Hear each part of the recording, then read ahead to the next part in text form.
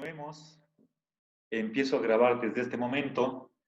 Verán, avancemos. Entonces, ahí hay dos comentarios en contra del artículo 1, la cuestión de la dignidad y cuál es la base del deber de fraternidad. ¿Sí? Recuerden que esta declaración es de derechos, pero desde el artículo 1 se está hablando de un deber. No hay deberes sin derechos, son correlativos. Y finalmente, verán entonces, carencias, pseudo derechos, y por último, Lorenzo cree que hay dos restricciones ilegítimas en la enunciación de los derechos. ¿Sí? Entonces, y con esto termino. ¿Sí? Restricciones.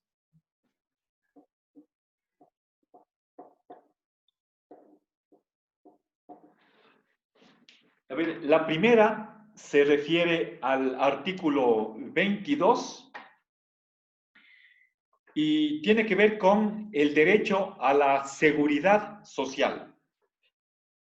Este derecho es novedoso, no estaban los países de Occidente no estaban tan de acuerdo con que se reconozca este derecho y esa puede ser una de las razones por las que estamos ante una mera declaración que no tenía fuerza de obligar a los estados. ¿Sí?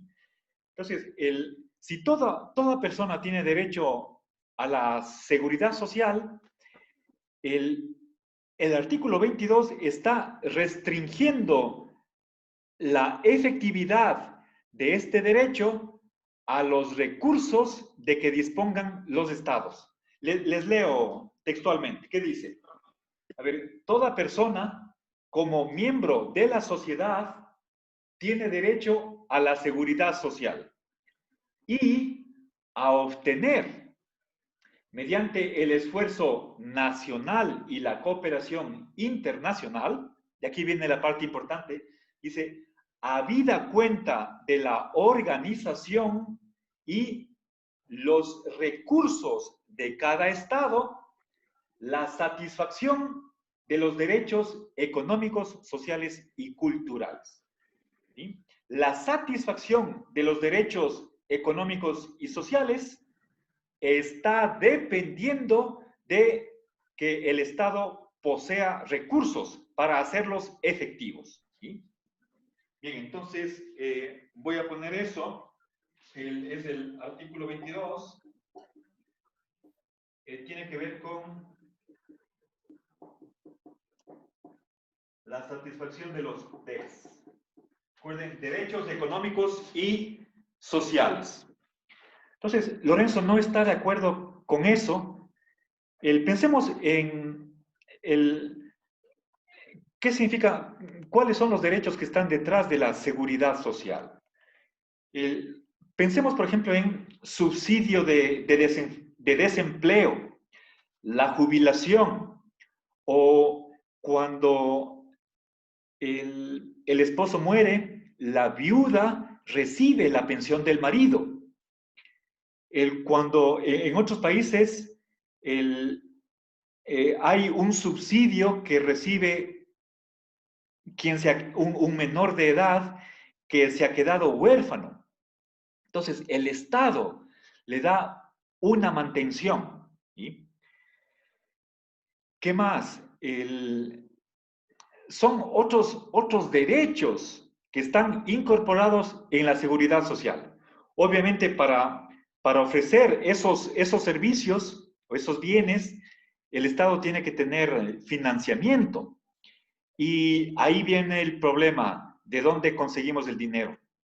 Puede ser por impuestos, puede ser por empresas públicas que tengan ánimo de lucro, pero para hacer obra social. Puede ser explotación de recursos naturales, etcétera, etcétera. ¿Sí? Pero a ver, entonces, según la declaración, el goce de estos derechos va a estar condicionado a que haya recursos. Pero ¿eso qué quiere decir con respecto a los estados que no tengan dinero, que no puedan financiar servicios de salud, de educación, vivienda, etcétera?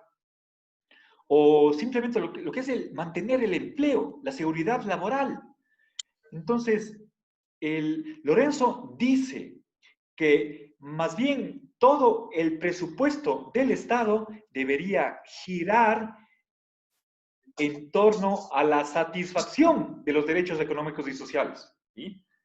Es decir, no puede ser que la efectividad de los derechos esté dependiendo de los recursos, sino más al revés, que la organización social y política del Estado tenga como prioridad la efectividad de los derechos. ¿Sí? Bien, entonces, y finalmente, dentro de esta misma categoría de restricciones ilegítimas, Lorenzo hace referencia al artículo 30, que es el último, en el cual se dice que nada de lo enunciado en los anteriores artículos puede dar pie para que alguien o un grupo inicie actividades para eliminar alguno de los derechos mencionados en el articulado. ¿Sí? Eso se le puede denominar como una especie de candado, lo dicen algunos, sino que resultaría imposible modificar esa tabla de derechos. Entonces, como si fuera algo inalterable, algo permanente y necesario, en el sentido de que no puede ser modificado. Entonces, Lorenzo ve ahí un autoritarismo, es el artículo 30.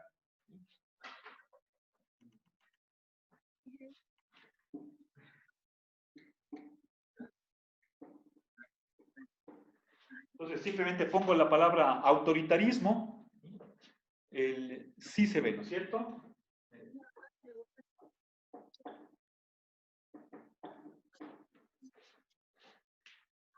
Bien, entonces, se me acabó la hora.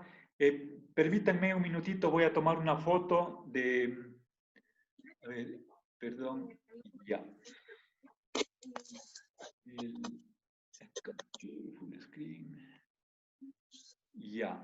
Bueno, entonces, les recuerdo, la próxima semana no vamos a tener clase, pero sí tendremos que reunirnos para hacer una evaluación del curso. Estamos desde el 13 que se paralizaron las clases presenciales.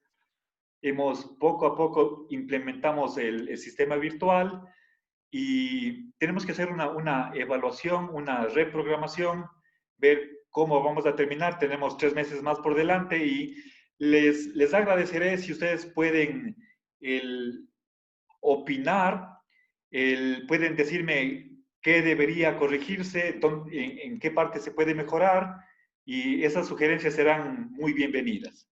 Nada más por hoy, entonces les deseo un buen fin de semana. Cuídense y nos vemos el próximo día miércoles. Muchas gracias. Hasta luego. Hasta luego, profe. Hasta luego, profe. Hasta luego.